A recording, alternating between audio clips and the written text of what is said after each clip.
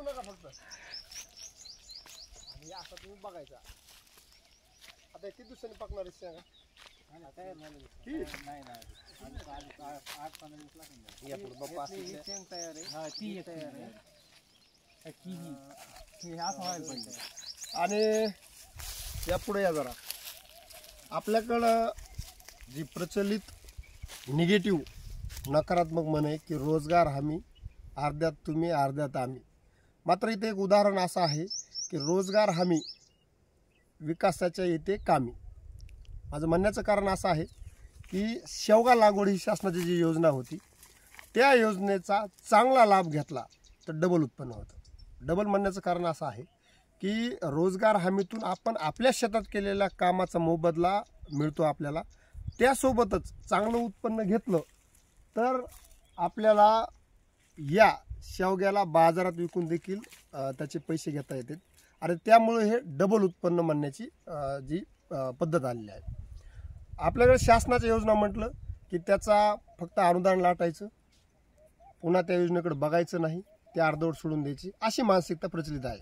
मात्र आमच्या गावामध्ये या शेतकऱ्यानं पुरेपूर शासकीय योजनेचा लाभ घेत एकतर शासनाचे रोजगार हमी बी घेतलेली आहे आणि सोबतच उत्पन्न घेत आहेत.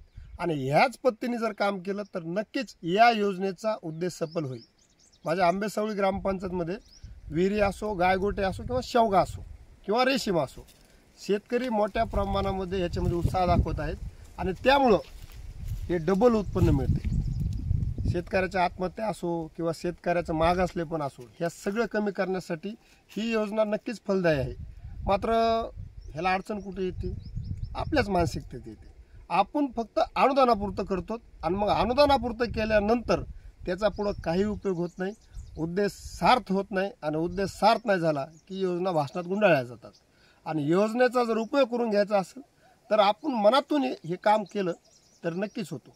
आता एक बघा, शासन काय देतं आहे ना, रोजगार हमीचे जे आपण इथे केलेले कामाचे पैसे, त्यानंतर जे उत्पन्न राहतं ना ते आपलं बोनस आहे ना. एक शेतकरी वर्षाकाठी 2 ते 2.5 लाख रुपये उत्पन्न घेऊ शकतो तिकडे आणि इकडे मिळून. आणि मग ह्याचा चांगला उपयोग केला तर शेतकऱ्याचा शाश्वत विकास होईल. अन्यथा रोजगार हमी आणि ते वाक्य आहेच. फार गावापासून ते पंचायत समितीपर्यंत, पंचायत समिती ते डायरेक्ट नागपूर दिल्लीपर्यंत सगळे टक्केवारी चालूच आहे. आणि ह्या टक्केवारीमधून पुन्हा भ्रष्टाचार पुढे येतो. आता करणारे कोण आहेत सगळं तुम्हाला माहितीच आहे. मात्र अशा चांगल्या कामाला आम्ही दाखवणार. आम्ही केलेल्या कामं असू, ह्यातून प्रेरणा मिळणार. काही शेतकरी लाभ घेत असतील, त्यांना जर वाटलं की यातून चांगलं होऊ शकतं तर ते नक्कीच पुढे येतील. असेच उदाहरण आपण पाहणार आहोत. व्हिडिओ जाणीवपूर्वक ह्याच्यामुळे केला आहे की यातून प्रोत्साहन मिळावं. कॅमेरा पर्सन आमचे श्री ननवरे साहेब, ग्रामपंचायत सदस्य लाभार्थी. धन्यवाद. धन्यवाद. ओके, जमलं का आता? बघा ती करा कट की काय करायचं.